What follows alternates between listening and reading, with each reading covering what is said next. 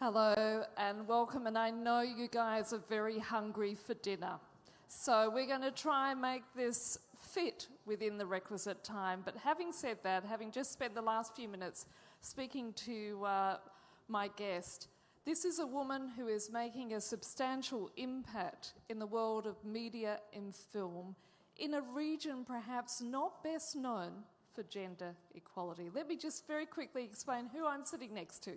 It's none other than Her Royal Highness Princess Rib Ali, who founded the Jordanian Media Institute in 2007. Its aim is to establish an Arab Centre of excellence for journalism education.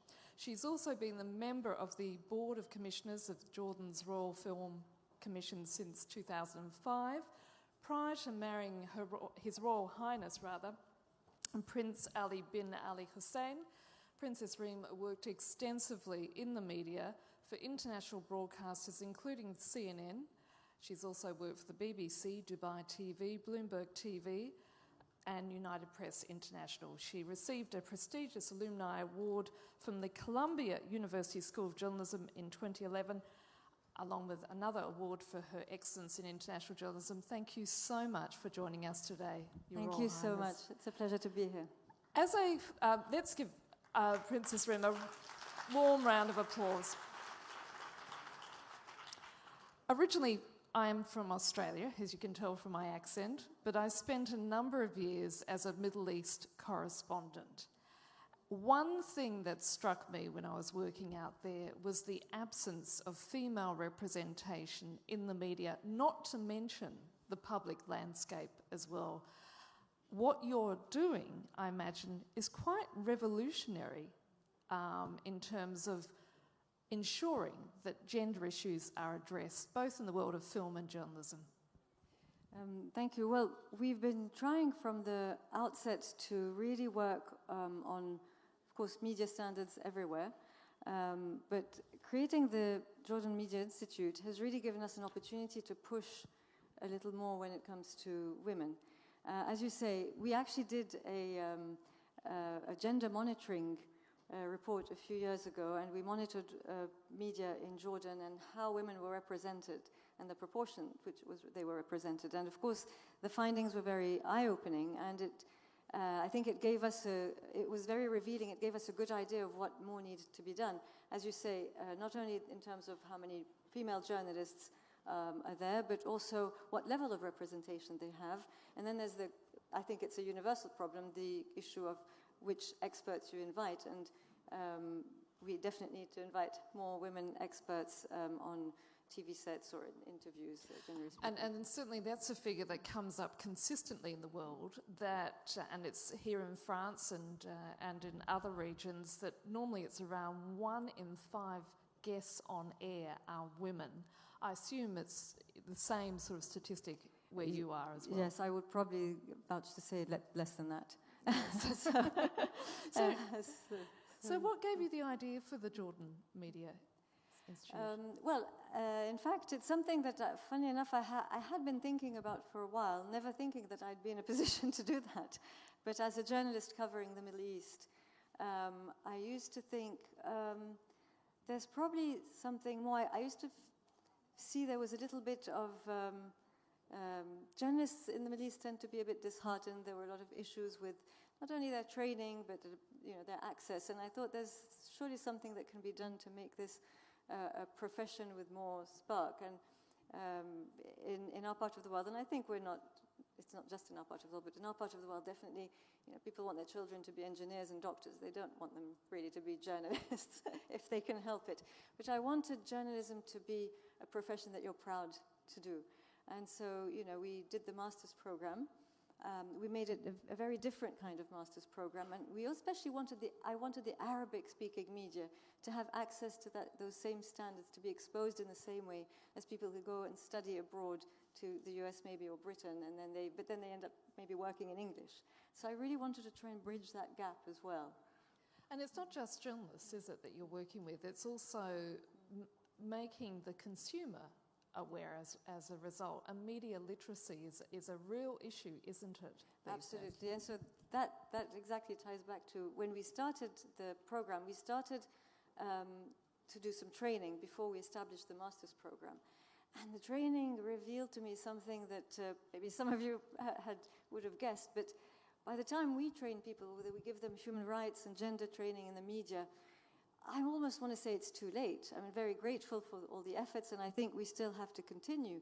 But you do want to start this effort much early on in age. And so that gave me the idea, once we established the master's program, I thought, okay, now we have to really look at what we can do at a younger age. And so we started a program of media literacy, which we do in schools. We started in government schools. And the results were, frankly, breathtaking, because through media literacy, when you're talking to young teenagers, boys and girls, you can introduce all these values of human rights, of gender equality, that you'd like them to grow up with, because you really have to, it has to be embedded in you. It's very difficult to learn later on in age. And how has that gone down with both boys and girls in those classes? It was, I mean, I have to say it was probably one of the most rewarding moments I've had, because I met with them after a year's training, and to see how well they had understood why this was important, how empowered they felt. I mean, a 15-year-old girl actually stood up and said, "It's the first time in my life I've been asked to think for myself, and it feels great." And that in itself, to me, said, oh, I felt this means we're definitely on the right track. There's a boy who came to me and said how he's so proud because his mum showed him something, and now he knows where to check facts. So he realized, he said, "No, Mum, this is all Photoshop. This is all, you know." And again, he felt so proud. These teenagers realize they can't be manipulated. And imagine all you can do, again, in terms of values that, you know, you can instill at a young age. We've talked about, at the beginning, about the need for greater female representation, but it's not just who you have on as guests. It's also having women journalists involved in all sectors of reporting, isn't it? And you were a war correspondent, spending time in Iraq and Afghanistan. I would say, as a former Middle East correspondent, it is so important to have women in those positions, isn't it? Absolutely, and I really like how you framed that, because a lot of the times, you know, I'm said, oh, you know, wasn't that a bit hard for a woman being in a war zone? Actually, well, I don't think it was harder being a woman in a war zone than being a woman journalist anywhere else. I do think, though, that it was a huge advantage to be a woman, because it gave me access and an edge in my storytelling. I could go into women's homes, into places that were normally closed off to other men, and to men, and I could really have such a holistic approach, I suppose, to my stories, because I had all different backgrounds, and it was a much, I think, richer approach in many ways. We often talk about it when we are, as women, in those environments, that we almost become gender neutral, like a third sex as a result. And you are given access not only just to women, but to men as well.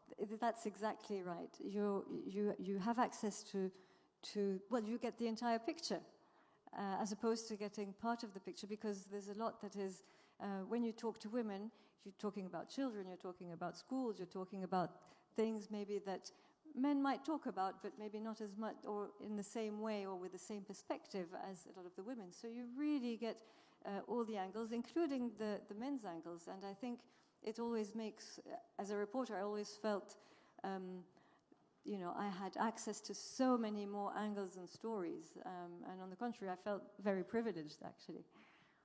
Is it hard to talk about feminism in your part of the world, or is it seen very much as being an import from the West? It's tricky. It can be seen as an import for the West, from the West, and I think it's important not to import feminism models from the West. That said, I mean, gender equality is a value. Again, it's like human rights. There is no cultural specificity. Human rights is or should be universal, like gender equality. What there is, though, are different ways of approaching. On the one hand, I think women in the Middle East resent the Orientalist view that some people might have on women, and also maybe resent being portrayed as victims all the time, because they do so much. I mean, women in Jordan and the Middle East have been working to push for equality for many, many years. But as far as seeing a big mass movement or mass mobilization, I think in Jordan, at any rate, we're still a little bit shy of that. There are movements, there's projects. Recently there was violence against a woman, a huge crime committed against a woman. There were demonstrations. There have been demonstrations against honor crimes, but I think there still needs to be that big push. And maybe we've seen that now in the demonstrations. And that's something that we've been reporting on the 51% and on our French sister show, Actuel, is the fact that for the first time ever, and I can say this as somebody who's covered that part of the world, you are seeing large numbers of women at the front lines of those protests in South Sudan, in Lebanon, in Algeria, in Iraq. Women are finding their voices, aren't they? Absolutely. I think maybe we can say since 2011, there's been a turning point in women occupying more of a public space in the region, in joining these mass demonstrations. And so this is something interesting. In Sudan and Iraq are quite conservative societies. And to see women coming down in the street, I was told, for instance, in Baghdad that there were 3 generations of women who took to the streets, and the mother was initially quite reluctant. Her 2 university-aged daughters wanted to go down. Then she realized, well, actually, this is about my daughters and their future, and she grabbed her own mother, and they just went down into the streets. In Lebanon, it's been amazing. Lebanese women have long suffered also from a stereotype, the sexual, a bit simple-minded lady. Well, they've proven that they're about substance, and they've rejected that stereotype, no matter how, the different media covering them has portrayed them. They've really managed to defy that, and so I think that there has been some change, and we can probably see more. But the thing is, whenever there is change, there's pushback. Where do you think this is all going to end up? Is it going to be the case that these women now are going to demand greater political representation, for instance? I think, women do demand greater political representation. I think I would say more caveat with 2 things. Let's start with the pushback and then the women representation. The pushback comes with, yes, as you say, the more you push to change, the more there'll be some pushback. And social media really gives you a platform to see that and to witness that, because as much as it gives women a platform for their voices to be heard, it also gives a platform for the more conservative voices and the less progressive voices to be heard. And sometimes those voices tend to be louder. So now it's about really occupying that space in the media. It was also one of the reasons why I created JMI, because I thought, this is an opportunity for professional journalists to also, come through. But social media can be very powerful for everybody, but you need to sort of have these other stories, these alternative stories, these stories of gender equity where women are more fairly represented. And you do that through encouraging women to tell their stories in the news, in the media, but also through film. And so at the Royal Film Commission, that's what we do with the training as well. And that's where I was about to ask you, because we've been talking a lot about the news media, but very quickly, I want to ask you about your work in the film industry and what you've been doing in regards to gender equality. So with the Film Commission, we've worked a lot to encourage the youth and also, everybody to again tell their stories through film. My husband created the Royal Film Commission 16 years ago, and I've been actively working on it as well since 2005. We have film clubs around the country, not just in Amman, and in very remote places in the country. We have cinebuses. We help provide access to public schools, in public schools to films. So we've helped girls actually join film clubs where maybe their families would have been a little bit reluctant at first, but now they're part of it and they tell stories about women fixing problems. And we've also encouraged a lot of films to be screened in schools. And in the beginning, we got pushback, for instance, from one school, a public school that was very reluctant. I think the director must have been extremely conservative, and he didn't really want films with men and women in them. And I just thought, you have to stand your ground. So we did that, but we can't go back. So we showed a film, and now 5 years on, we showed a film that didn't have women in it, just because it was important to show films. But 5 years on, now we're showing, I forgot the name of the film, Hidden Figures. We're showing hidden figures in these schools. And so that, I would say, is progress. But it shows that I think if you if you're stubborn, basically, maybe you can get to where you want to. And as you told me behind stage, it's also the fact the country now proportionately has a higher number of female filmmakers. Yes, and that's something that's, we're very proud of. There's proportionately more Arab women filmmakers than there are women filmmakers in the West. And so that's something we need to keep pushing, because they can do the storytelling and tell stories about women. So finally, what would be your call to action? My call to action is, I would say actually, let's provide as many opportunities as we can for women to know one another, and to, across continent, doesn't matter, north, south, east, west, south, south. I'd love to see women from Europe in newsrooms or on film sets in our part of the world, and vice versa, or from Africa in Jordan, or from Jordan in Asia. I mean, I think these conversations are priceless, and it's worth investing in, because that's also what brings about inclusion. Can you please give Her Royal Highness a warm round of applause for what she's doing? Thank you very much.